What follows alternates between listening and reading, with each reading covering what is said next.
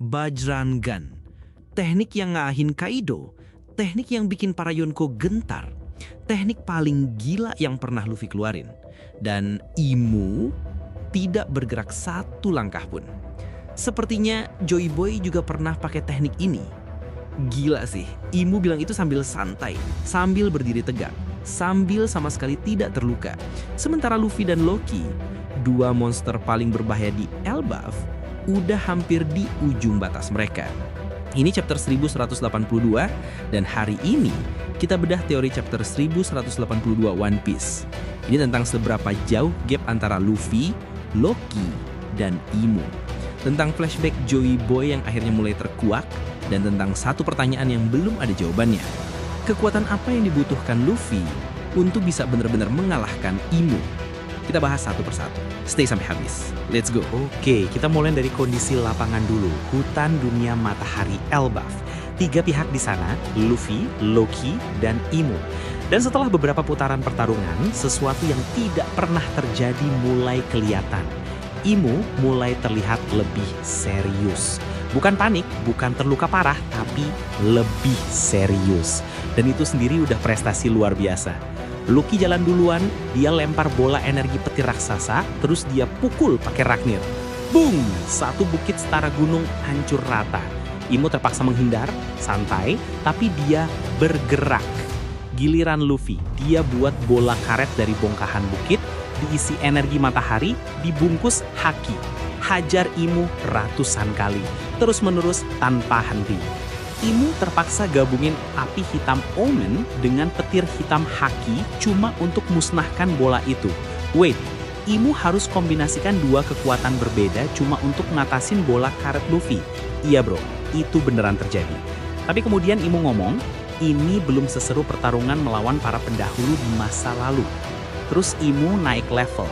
Dia ciptain 2 naga api hitam secara bersamaan. Satu ke Luffy, satu ke Loki. Luffy keluarin trompet raksasa dari dimensi Nika. Tiup, honk. Gelombang suara plus Haushoku haki keluar sekaligus. Naga api hitam Imu lenyap. Luffy juga hancurin naga miliknya, tapi butuh effort jauh lebih besar dari Luffy. Dan di sini Imu mulai teringat sesuatu. Kreativitas Luffy mengingatkan Imu pada Joy Boy masa lalu, yang juga sering keluarin benda-benda tidak biasa, termasuk trompet. Joy Boy pernah pakai trompet juga. Imu nggak mau buang waktu lagi.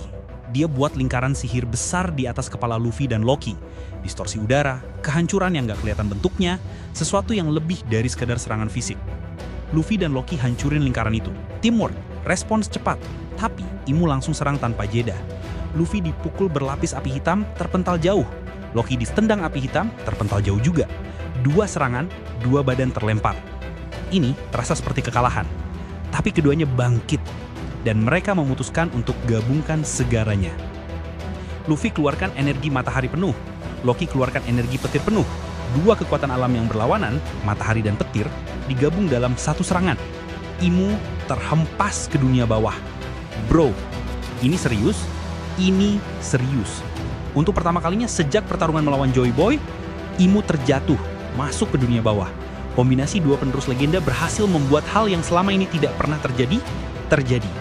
Di luar arena, Ripley langsung senang, tapi Gaban langsung koreksi. Musuh itu tidak mungkin dikalahkan semudah ini. Dan Gaban benar, karena di bawah sana, Imu tidak marah, Imu tidak panik. Imu teringat. Flashback, Elbaf ratusan tahun lalu. Joy Boy berdiri di hadapan Imu.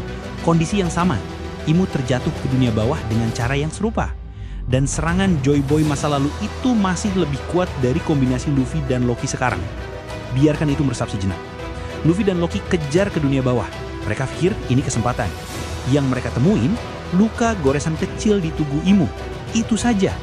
Haushoku haki gabungan mereka yang udah mereka kerahkan habis-habisan masih jauh di bawah level haki Imu. Masih jauh. Imu lalu perbesar sayapnya dengan kekuatan Omen. Sayap yang tadinya buat terbang sekarang jadi perisai, jadi senjata. Loki nyarang duluan dengan Torhem. Ditangkis perfect oleh sayap Imu, tanpa celah. Imu kebakar sayapnya, ledakan api hitam. Loki terluka, terhempas lagi. Giliran Luffy, Imu tembakan ratusan panah api hitam dari sayapnya langsung ke Luffy. Ratusan panah sekaligus, semua membara. Luffy respon dengan jadikan tanah di bawahnya sebagai tameng elastis. Sebagian panah ditangkis, tapi sebagian tetap menancap.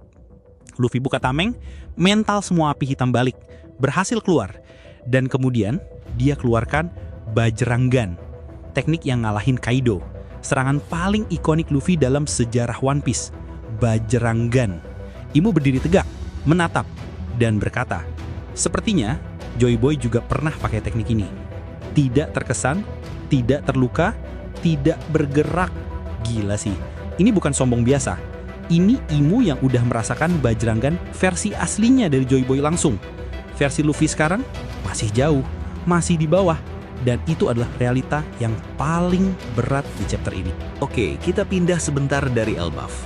Karena chapter ini juga update beberapa lokasi lain yang nggak kalah penting. Impel Down. Katakuri, Marco, dan Big Mom berhadapan dengan Magellan dan Fujitora, tapi mereka berhasil kabur lewat cermin Bruley. Dan yang mereka bawa keluar bukan cuma diri sendiri. Mereka bawa Kaisar Bayangan Dunia Bawah, yang sebelumnya dibawa oleh Fujitora ke Impel Down. Siapa sosok ini? Chapter ini belum buka semuanya, tapi keberadaannya jelas punya dampak besar. Egghead, Garling Gorosei ketemu Uruje, dan bro, ini nggak ada drama-dramanya. Garling menang mudah, sama sekali nggak serius. Uruje di hadapan Garling kayak bukan siapa-siapa. Ini penegasan lagi betapa gilanya level Gorosei, dan Garling khususnya. Hachinosu, Law bergerak untuk selamatin Bon Clay dari cengkraman Don, pemimpin organisasi dunia bawah yang terafiliasi dengan Blackbeard. Dibantu Lim Juice, Bon Clay akhirnya diselamatin. Subplot ini penting karena kekuatan dunia bawah sedang bergerak, dan semua pihak punya agenda masing-masing menjelang konfrontasi final. Oke, sekarang kita ngobrol serius sebentar. Dua hal paling penting dari chapter ini. Pertama, Joy Boy pernah bertarung di Elbaf. Ini bukan detail kecil. Imu teringat Joy Boy saat terjatuh ke dunia bawah di Elbaf.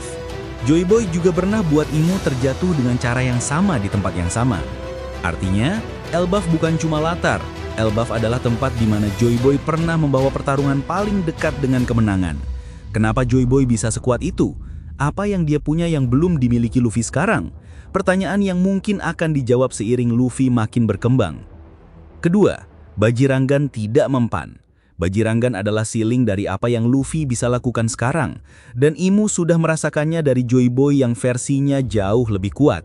Artinya, kalau Luffy mau punya chance nyata untuk ngalahin Imu, dia butuh sesuatu yang baru. Bukan upgrade Bajrangan, tapi mungkin teknik yang bahkan Joy Boy pun belum pernah pakai. Apa itu? Entah. Tapi One Piece selalu kasih jawaban di momen yang paling tidak kita duga. Oke bro, segitu dulu dari gue hari ini. Chapter 1182 ini beneran salah satu teori yang paling bikin kepala penuh. Dan gue rasa kita baru ada di awal dari sesuatu yang jauh lebih besar. Kalau lo enjoy konten ini, like videonya sekarang, subscribe kalau belum, dan nyalain notifikasinya biar lo nggak ketinggalan update One Piece berikutnya. Komen di bawah, menurut lo, kekuatan apa yang Luffy butuhkan untuk bener-bener bisa ngalahin Imu? Sampai ketemu di video berikutnya, ini Red Sin. Jangan lupa hidup dengan semangat nakama.